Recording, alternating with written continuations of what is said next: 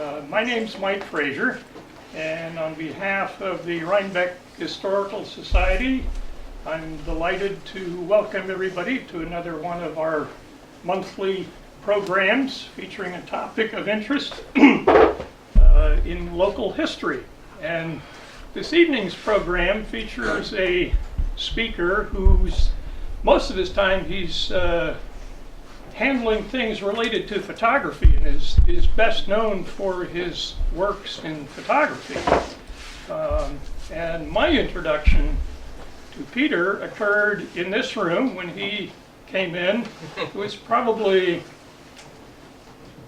considering the size of the book, I'm amazed how recently it was. I think it was maybe a couple of years ago.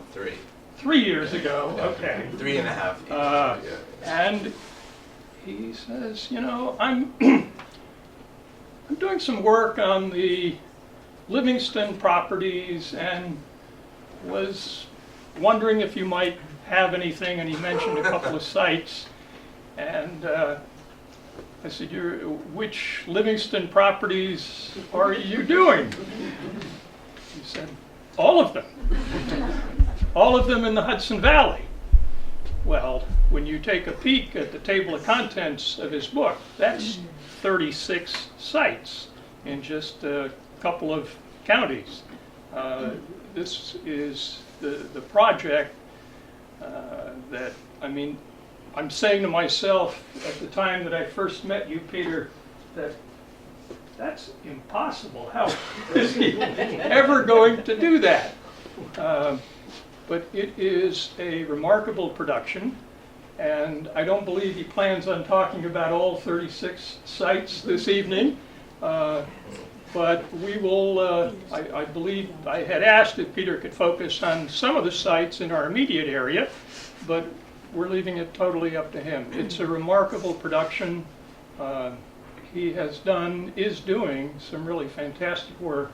We're delighted to welcome him this evening. Peter, the program is yours.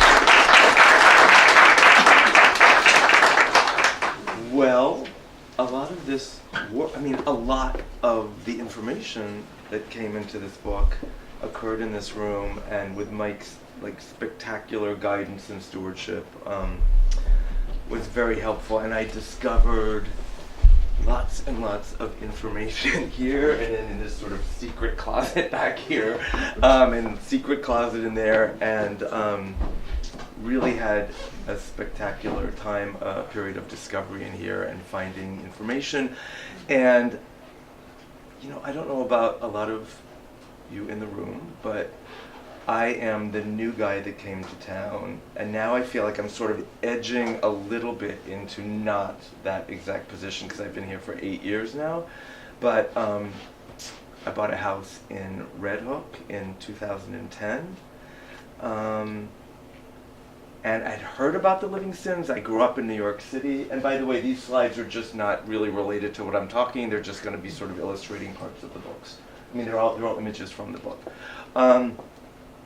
But I grew up in New York City. My son Elio, who's 15 now, is the 7th generation born in Manhattan. So we have very, very deep roots in the city. And I was familiar with Astor Place. I was familiar with LaGrange Terrace, where the Astors lived. I was familiar with the name Livingston. I remember as a little kid being in Astor Place subway and seeing the beavers in a ceramic frieze around the top of the subway station and not knowing why in God's name there were beavers in a subway station in New York. But in fact, through part of the research here is I figured out that in fact the fortune came from the fur business, the American fur business that John Jacob Astor started after the first Robert Livingston had indulged himself in that business as well. So I want to just start off tonight with a couple of quotes from Thomas Wolfe. Every talk that I do is a little bit different. The first time I talked, where I was sort of shaking in my feet and very, very nervous and wasn't used to speaking at all, was we had rushed the book. The final 3 months of editing, just rushed because we had found out I'm on the board at Claremont Historic Site up in just north of Tivoli, and we had were informed that the Livingston family reunion was to happen last September 22nd. And I think Rizzoli, with all the challenges of book publishing, was like, okay, let's just jam this through, and a lot of potential sales might occur. And it just seemed very appropriate for me to sort of like hustle and get the book done. There was a poetic circle about getting it done for the Livingston family reunion, which does not happen very often. So we rushed and rushed and rushed. And I'm getting a little bit more comfortable talking, but it's not something that comes very naturally to me. But louder. So that's a good suggestion. Okay. Good coaching. Okay. So I'm going to start with a couple of quotes from Thomas Wolfe, who wrote the book Look Homeward, Angel, after extended stays at Fox Hollow Farm, which is just down the road from us, which was built by Harry T. Lindeberg for the Dow's family. So their son, Olin, had met Thomas Wolfe at Harvard, and Olin became Joel Pierce in the Look Homeward, Angel in the story.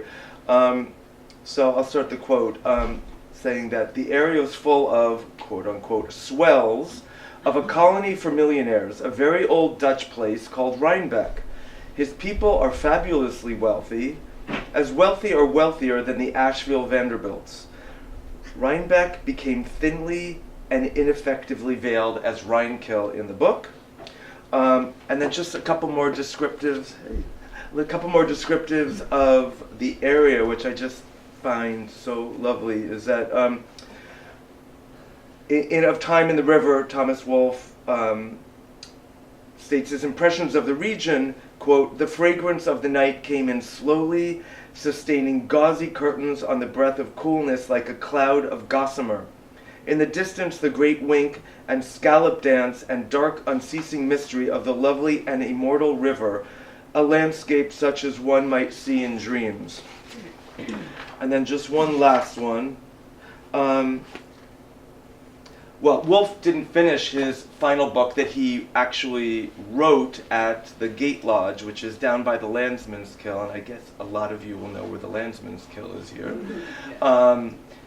It's sitting there uninhabited at this point, but he was there for several months working on his fiction. But the last quote is, and above all else, the Hudson River was like the light. Oh, more than anything, it was the light that made the Hudson River wonderful. So everybody here, I imagine, is familiar with the light jumping off the river. It's one of the things that attracted me to this area, the river, the relationship to the river. I had been on 9/11 photographing a cover for Elle Decor in these photo studios way up and on the top floor of a loft building, and had seen the entire 9/11 unfold before my feet.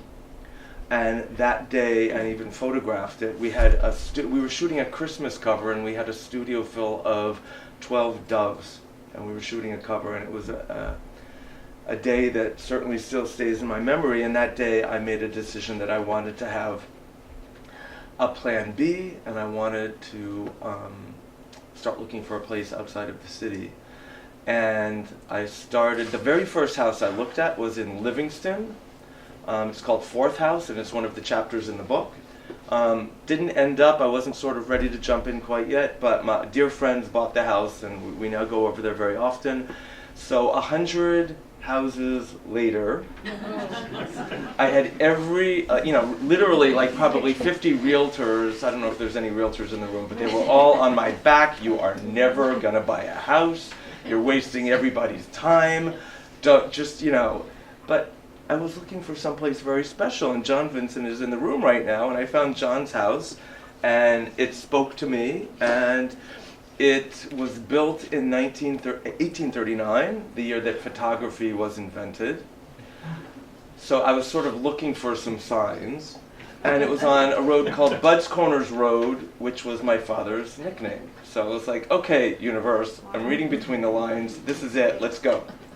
So I moved into the neighborhood in 2010. Shortly thereafter, I was asked to join the board at Claremont.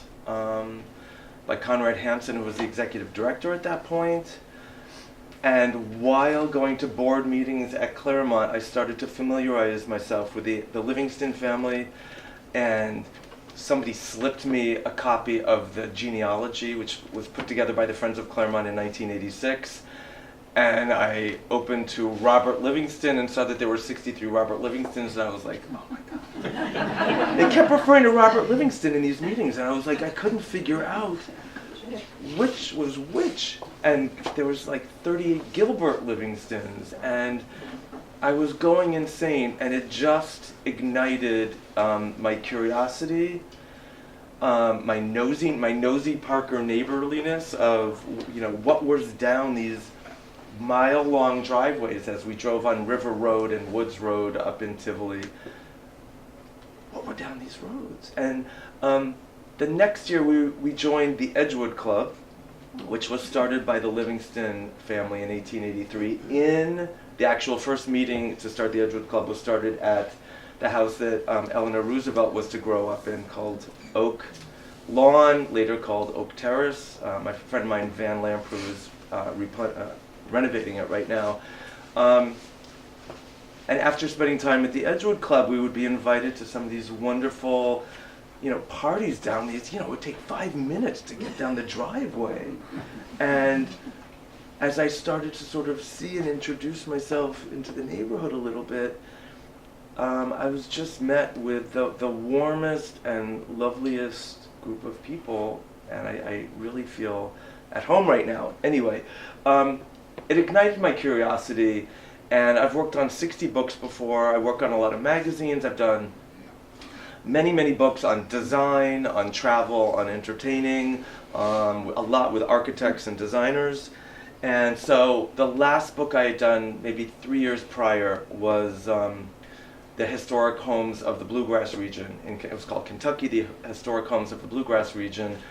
And so it was covering that area. My best friend lives down there. He's my son's godfather. I'm godfather to his daughter, and we spent a lot of time down there. And we would just visit these houses, and the Kentucky region hadn't been properly explored. So I saw something that I wanted to sort of document. I did not write the book. So being up here, it ignited a similar interest for me, where I was like, this is a really amazing story. And before my son was born, I was traveling 220 days a year, all over the world, 85 countries. I've seen a lot. I've been in the most amazing palaces and homes and style-setting environments in the world, and I started to see a story here, and a very, very American story, and a singular story in America that we have in this area, which is, on the subject of immigration. There was a guy, Robert Livingston, who came here in the 1670s to seek his fortune. He eventually owned from the Berkshires through the Catskills. And his progeny now number over 1 million people in the United States. But specifically in this area, they had, I think, ultimately like 40 country seats which lined the Hudson River. Mostly on this side, there's one or two across the river. There's one in specific across the river, which I adore, which has been torn down, but we located the site of it. It was called Wrong Side. And it's across from Steen, Valachi, and Rokeby. Sort of if you go across 199, across the bridge, it's sort of like about a mile or two to the north of the Kingston-Rhinecliff Bridge. Tongue-in-cheek, it was called Rhinecliff. But there was a real dominance of the homeowners wanting to build their home on this side of the river so that they could look across the river to what they referred to as our hills or our mountains, and justifiably so because they owned them. They had purchased about a third of the Hardenberg patent, which was 2 million acres across the river, which was the entirety of the Catskill Mountains.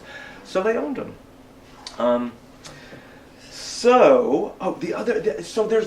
kept finding all these literary clues to Rhinebeck.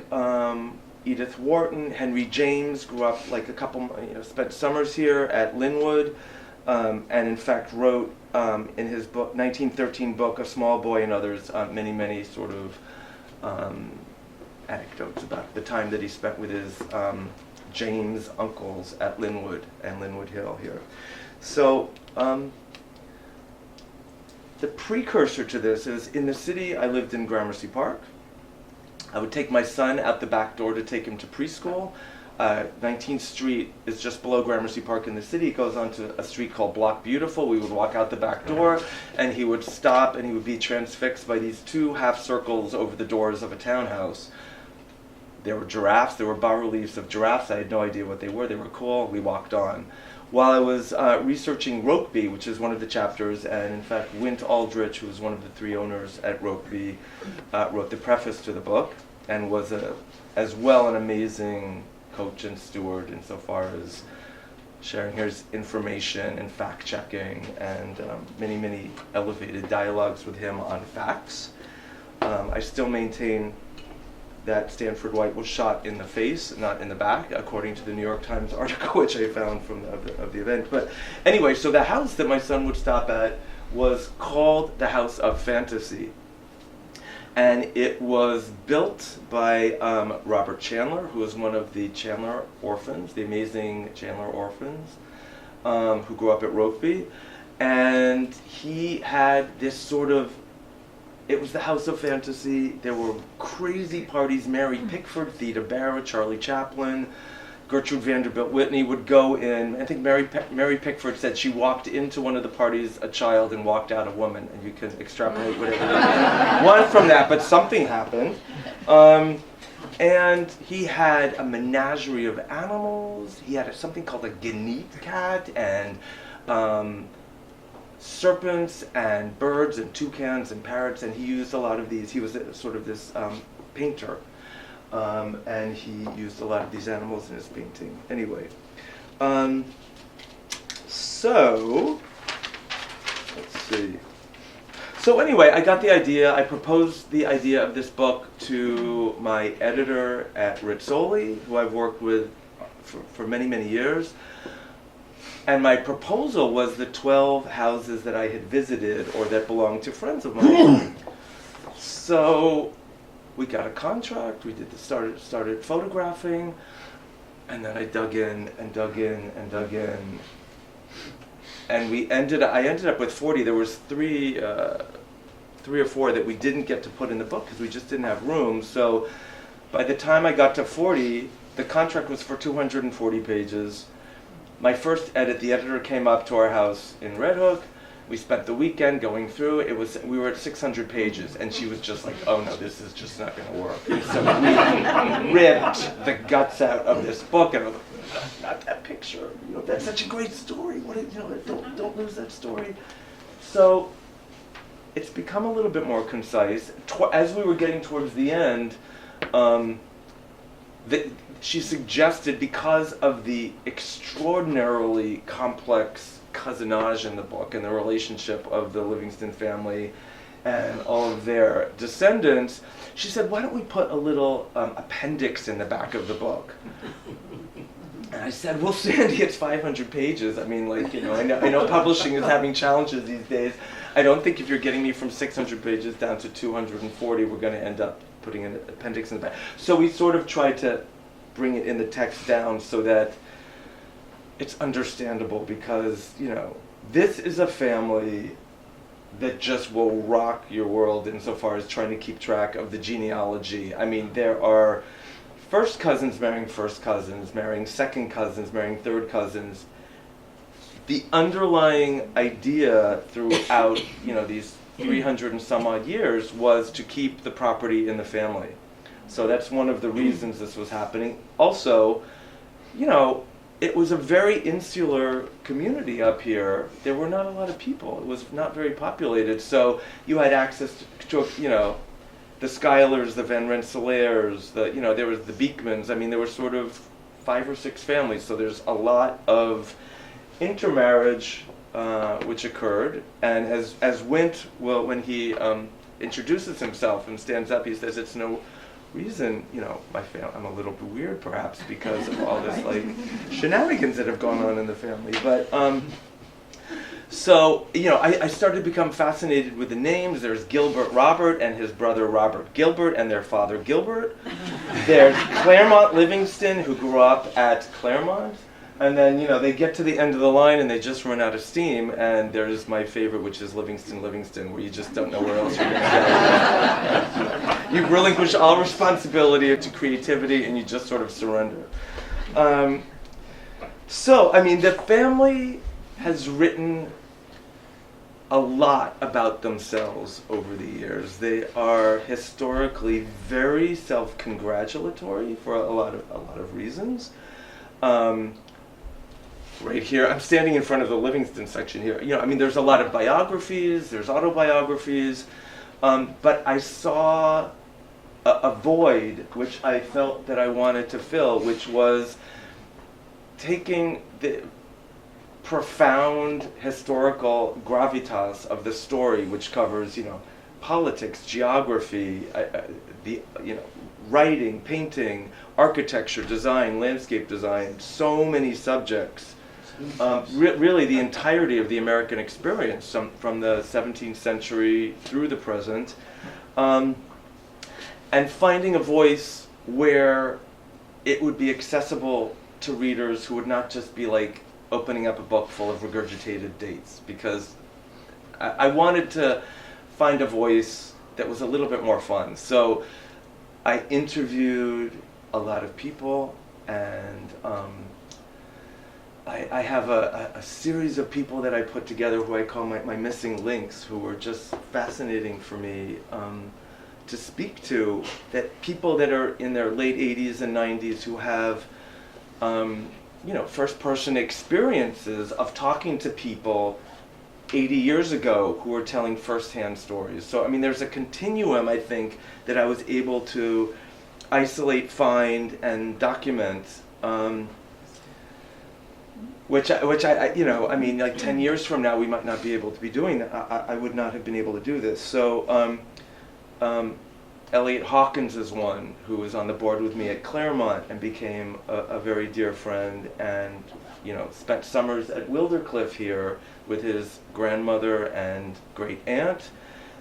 His great aunt eventually inherited Holcroft on Woods Road in Germantown, and that's his home right now.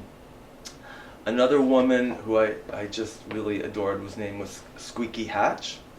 And she was my father's bridge partner at the Edgewater Club. And she's 93 years old, I believe, now. And the first time that I met her was at Northwood, another house that's in the chapter. And I walked into this room, and I swear to, she sort of gave me the up down like that, like Mae West. She was going, and I spent hours with her because she had worked for the Barrytown Explorer. With Chandler Chapman, so she had written for the Barrytown Explorer, which was a newspaper that was a local newspaper, and very idiosyncratic and sort of interesting stories. I think the headline, one issue that she had says, wife conks husband on the head, sort of stories documenting the eccentricities of the people in the area. So she had wonderful stories. And I just enjoyed putting the pieces of the puzzle together, and I felt like that was the void that I wanted to fill, and hopefully I did so. So, let's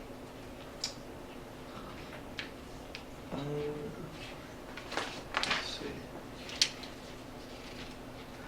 So anyway, I fell upon the house in Red Hook and spent a few years renovating it, and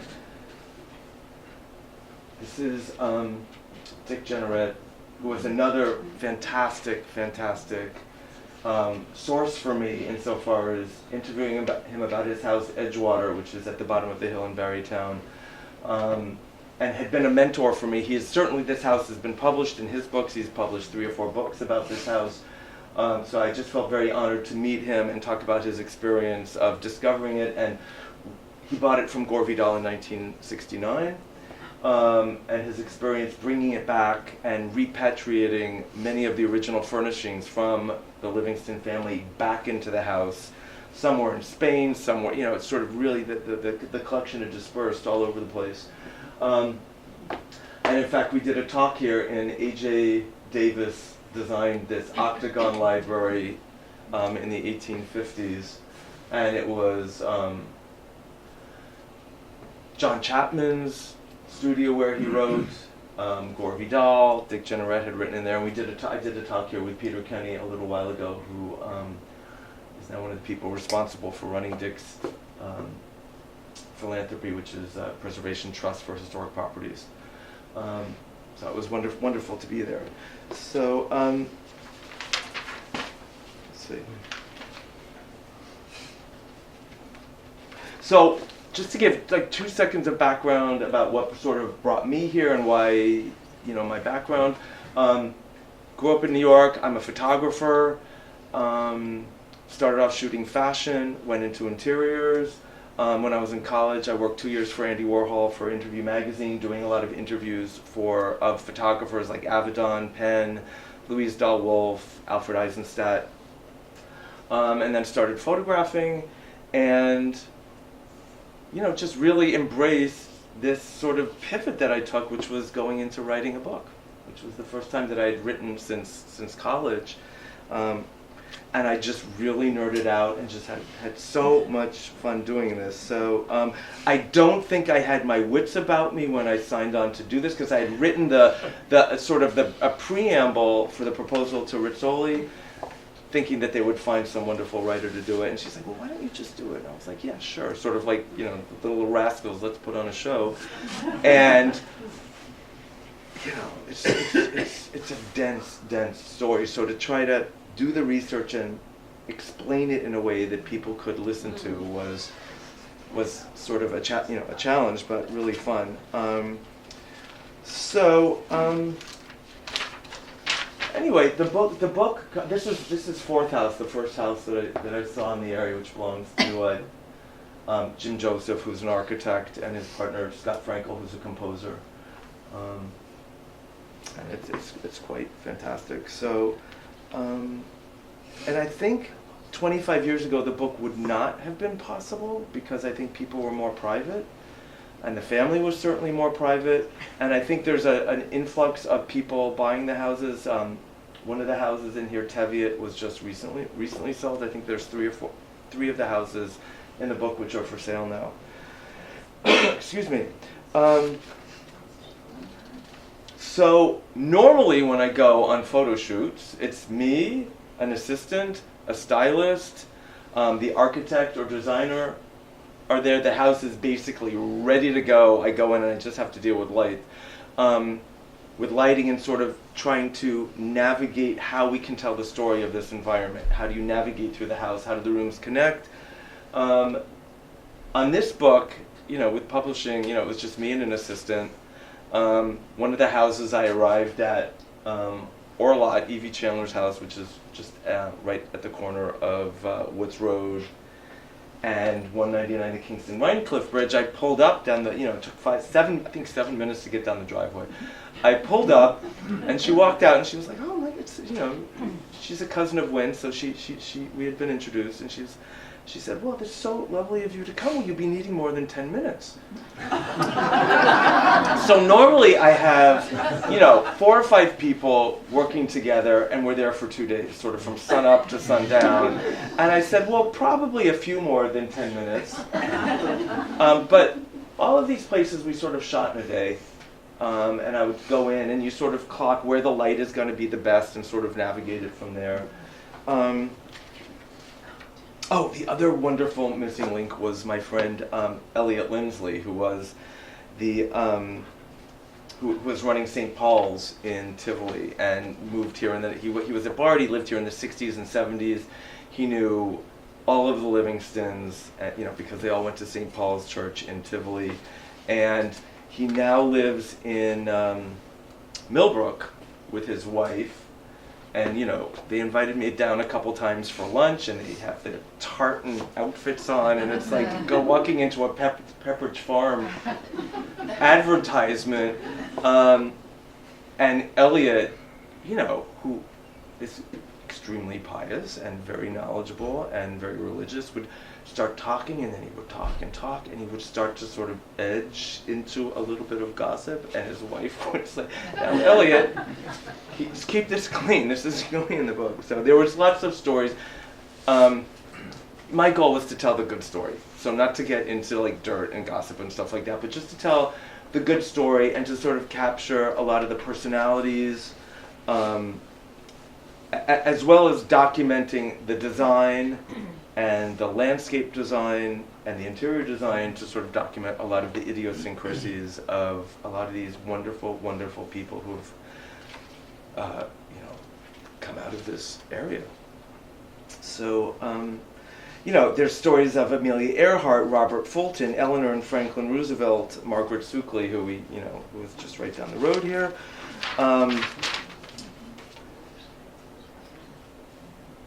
One of the things which I was not aware of going into the project, which really touched me and moved me, was the extraordinary blood, sweat, and tears that the homeowners put into these properties. I mean, some of these are on 200, 400, 600 acres. So you can imagine what the financial ramifications insofar as taxes and upkeep are.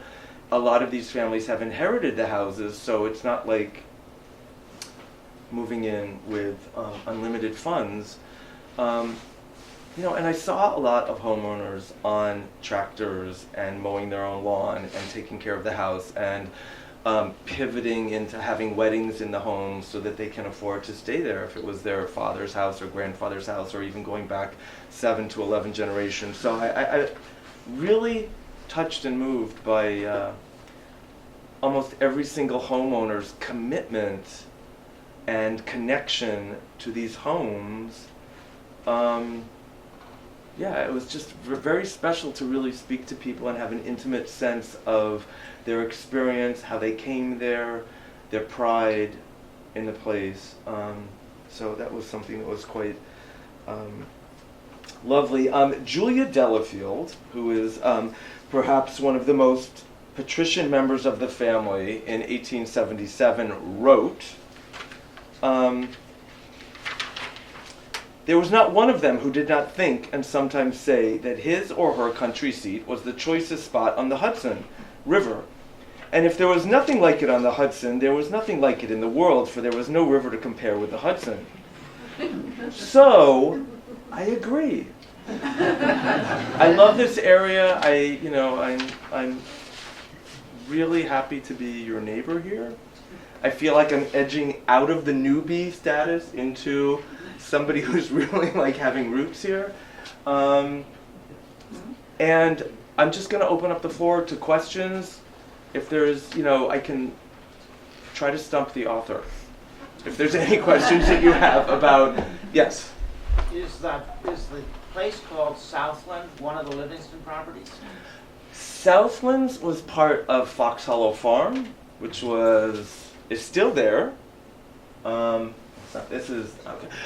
So Harry T. Lindeberg, I'll tell you a little. I'll go into the story. Okay. So there was a place called Linwood, which is now where the nuns are. There was another home called Linwood Hill, which was designed by A.J. Davis in the late 1830s, early 1840s, on a hill, which was owned by Henry James's uncle. The Olins lived at Glenburn, which is right next door there. And one of their daughters, when she got married, walked up to the hill where Linwood Hill is, and they bought the property, and they built Fox Hollow Farm there, the Dowses, with Harry T. Lindeberg, who also designed, renovated the Beekman Arms. And Fox Hollow Farm and the Beekman Arms have a similarity of sort of, Mount Vernon, sort of this the Beekman Arms is a neo-colonial, like early 20th century adaptation of a much earlier house. Fox Hollow Farm was built in 1910 as a, colonial revival house. Their daughter, Deborah Dowse, there was a field called Southlands. There was just a field called Southlands, and that's part of the property that she inherited when when the property was disbanded. And she was passionate about horses and animals. And in fact, one of the people that I interviewed was a woman called Veronique Verkouzny, who grew up at Hopeland House, in the barns at Hopeland House, and was very good friends with Deb Dowse, and so gave me lots of stories about the initiation of Southlands. And you know, the first spring we were here, my whole family has been riding horses for a long time. I took my son there. He was 7 and a half. I thought, oh my God, there's Southlands, and this is great. And my son Elio will start riding, and he took his second riding class there, and you know, it didn't quite connect with him. So I love it. I love this. Staatsburg. So yes, it's part. It definitely completely direct lineage in the Livingston family until, you know, the middle of this later part of the 19th century. But the mansion was not built by the Livingston. Well, there is no Southlands mansion. I saw an advertisement for a mansion Uh-huh. called Southland in a magazine that came out last summer, and they were advertising for weddings. There's Southwood, Maybe that's it. I'm sorry. which Southwood, which is up north of Tivoli. That could be. Yeah, and they do weddings. And is that a Livingston? Yes, yeah. That's part of following the anti-rent wars of 1843. That whole strip north of Claremont on Woods Road was subdivided among five children. So, yeah. Questions, anybody? This is real. This is not retouched. Everybody accuses me of like going, you know, berserk with the saturation tool in my camera. This is from the roof at Southlands. We were all packed up. We were done for the day. We were 10 seconds from going into the car, and this happened. And I was like, oh no! I'm not going to not get this. And so Pam Malcolm, who is the executive, the site manager there, said, come on, let's go. So we ran up the stairs. We got on the roof, and That Mills? No. Yeah, where is it? Is that Mills? Staatsburg Mills Mansion. Yeah. So to have this book not have one really iconic. Everybody's shaking their heads. You know what I'm talking about the sunsets, right? Yes. Yeah. So there are 40 mansions that you photographed. How many mansions were there that are no longer extant? Funny you should mention that. There's a section in the back of the book called, my reference to Marcel Proust, in Remembrance of Lost Houses. And Wrong Side is one of them. But, you know, listen, the Kip Beekman Livingston house, which was right at the, you know, I'm sure everybody has passed that on the way down to the train station, burnt down in 19... Has no house there. Yeah. And it was the drawings and the memories of that which inspired the post office that we have in town here. It was based on that. And in fact, J.J. Astor rushed into that when it was burning, this is according to Margaret Suckley, and rescued this grandfather clock that had, you know, apparently come over from Scotland, and that's the clock that is in Wilderstein at this point. Yes? I was amused, Peter, to learn that the title you wanted to give to the book was not the title you could give to the What was book. that? The country seats, Oh! if you could share that. Sure.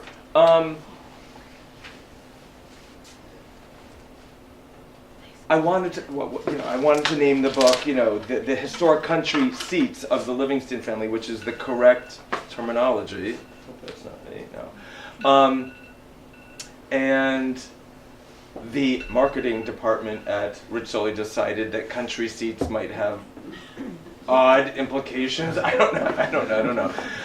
But it, you know, they sort of hide, like the Wizard of Oz, behind their curtain and come back with feedback of what's going to work and what's not going to work. So I went back and forth with Wint on this, and I just had to sort of surrender. And he said, country estate sounds like some sort of like Sotheby's advertising nomenclature, but anyway, it's country estates. But the correct term is country seats. These were places beginning with Dutch families that were really places of commerce, and I really document that tipping point when they went from places of commerce to places of reflection, places to retire to, and a lot of, Joe and I went down to the FDR library and we're accessing the Roland Redmond papers down there, which have a lot of transcriptions of the original letters from Alida to her husband Robert Livingston in the 17th century. And they were at the confluence of the Roloff Janssen Kill and the Hudson River, and there was nobody. I think there was like 150 people in Dutchess County in this area. So there were Native Americans, and she would make comment that we need to bake bread for our Indians. I love the possessive. So they went from really like the Dutch women who would like roll up their sleeves and get to work, and there was a culture of women participating in the business affairs of the house, which the English women didn't. But the Dutch women really were, they were acculturated to do so. And then there's that tipping point in their financial ascent where it was less necessary how to wring the neck of a chicken and more necessary how to do like needlepoint and play the violin. So, yeah. What is that house? This is the cover. This is Teviotdale, which was where Robert Fulton eventually married into the Livingston family and lived here for a while. It's now a very good friend of mine, Victor Cornelius, lives there. Where is it? It is in Linlithgow, I guess is the actual address. It's sort of just north of Claremont. It's not right on the Hudson River, but it's a spectacular, really magical place. Really, really special place. So. Other questions? Do you have a favorite story of anything along the River Road? The houses along the River Road. Story along the River Road. Yes. It's a quote. But let me just find it because Hold on, just give me 1 second here. Point.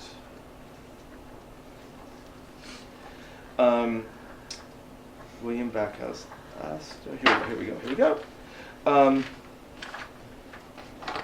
Right here. Hold on. Sorry. Okay. So John Jacob Astor IV, son of William Backhouse Astor, inherited Ferncliff in 1892. He took possession with his first wife, Ava Lowell Willing, and their infant son, William Vincent, who went by his middle name Vincent. So we know, who he is. Ava considered the house a huge white elephant, and Gore Vidal reported, he was a little bit of a cat. Once when a guest was leaving, he thanked Ava for a splendid weekend and wondered what on earth he could do to repay her hospitality. On the way out, she said in her deep Edwardian voice, "Drop a match." She wanted to get rid of it. It was too big, it was a white elephant, and eventually it was raised.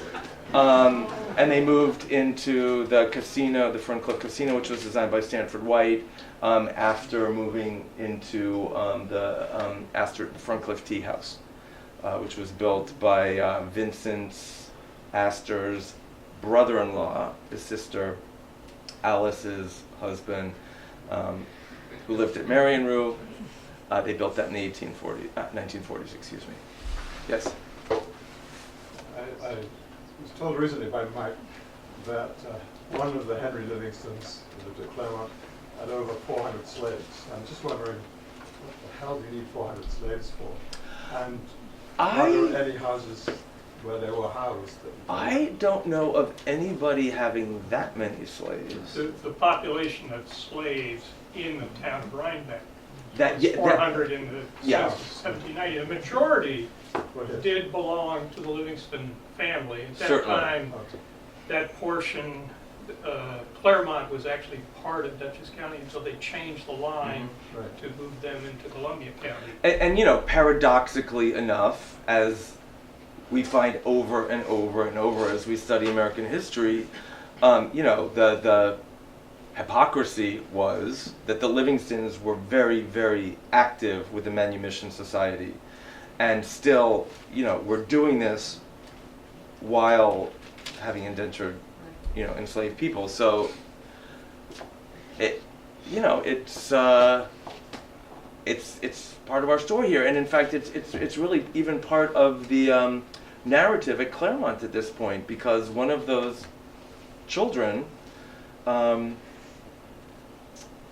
I'm going to get some names wrong, but there's a professor at Johns Hopkins who traces, African American professor at Johns Hopkins who traces his ancestry to the Livingston family, and you know, we had him come, I think it was like 3 years ago, and do a lecture at Claremont on his findings and his genealogy, and it's part of the narrative at Claremont at this point, and you know, so yeah.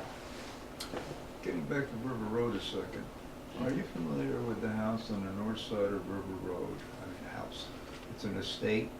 Of course, it was all owned by the Astors one time, but the son owned the property at one time, and he gave the property his sister, so to keep her occupied. Well, wait, north And side, because River Road goes north-south, so the Right, the this west is the side nor- is towards This the... is the north side, and on the west side of the road. I think you may be Okay. talking about Marion Rue. No, Velour. The Lower? Yeah, the Lord. Velour. Oh, Velour. Velour Yeah. became Marion Rue. It Right. was originally named Marion Rue. And it was Yeah, I later don't know named... what it's called now, but It's back and called Marion the Rue. stone had And Velour. It's was built by Mott Schmidt in the 1920s for Alice Astor Very and famous. Prince Serge Obolensky. And Alice was Vincent Astor's sister. And it is now owned by Andrew Solomon. Sorry, I couldn't remember his first name. Andrew Solomon, the writer, and his husband John Habich Solomon, and their children. And I talk about Alice Astor. They had their son who used to go on this donkey called Cleopatra around the property because Alice Astor collected pharaonic jewelry. She had like, you know, all these like, yeah, I mean, like the real stuff. She was over in Egypt in the 1920s, and like I think you could just go and, I mean, like, just come back with, like, pharaonic jewelry. So, and she was a mystic and believed in reincarnation. I mean, this is, like, really early on. So, you know, she was photographed by Cecil Beaton and painted by, extraordinary beauty. Anyway, very unusual looking woman. But, anyway. You said about maintenance costs. Yes. I do talk about maintenance costs, I but saw- you know, I they saw the house and had a tour inside. during construction renovation now, Well, or when it was velour. While it was for sale. While it was for sale, yeah. It's a beautiful. Yeah. It's a 5-part Georgian house, and it was based on 2 houses that Harward Hammond House in Annapolis, Maryland. So 2 18th century houses in Annapolis. Is that right? And it has just a spectacular flow and grace to it. It's a really beautiful house. It's one of the last ones in the book. Annapolis, is it? Question. Yes. I have a question. Since you had to leave out so much, can we get another book? Are there other I'm just catching my breath here, okay? I need to jump back and sort of like start working again, because I took 2 years off from work to sort of tidy this up and get it going. So I'm a bibliophile. I collect books. I mean, you know, growing up in New York, I didn't have a lot of toys, and all my friends had toys and all this stuff. But my mom and dad always had an account at Rizzoli, and if I wanted to go get a $50 book, I could get whatever book I wanted. So books and literature were always very, very important things. So the idea of doing this with Rizzoli had a beautiful circular energy for me, because it was really part of my upbringing and exposure to information and history and what formed me visually. So the next book that I'm thinking about, though, is Environment as Muse, Environment as Inspiration. So historic artists, musicians, and writers' homes.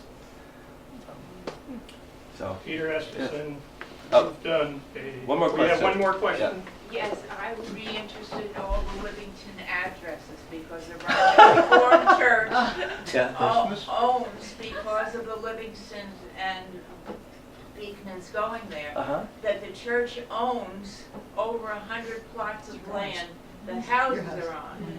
But the rent is the same as it was when they gave the land. So some people are paying 80 cents a year, some people are paying $10. What, this is the church right in town? Yeah. Yes. Yeah, okay.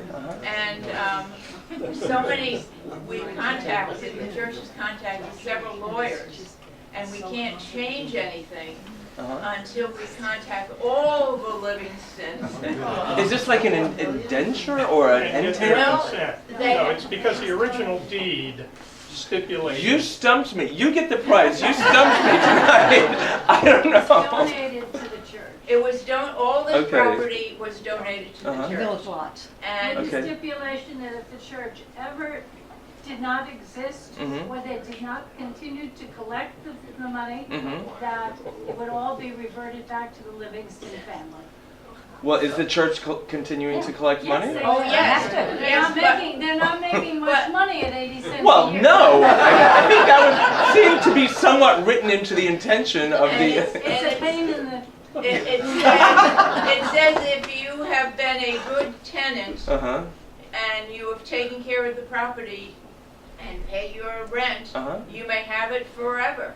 So we can't do anything. And some people can't get mortgages for houses and businesses because once they find out they only have the house but they don't own the land, then the banking institution. Well, you are outside of my purview of expertise, but So you I do got the name get the of those prize for people. stumping me. Peter, thank you so much. Thank you for all that.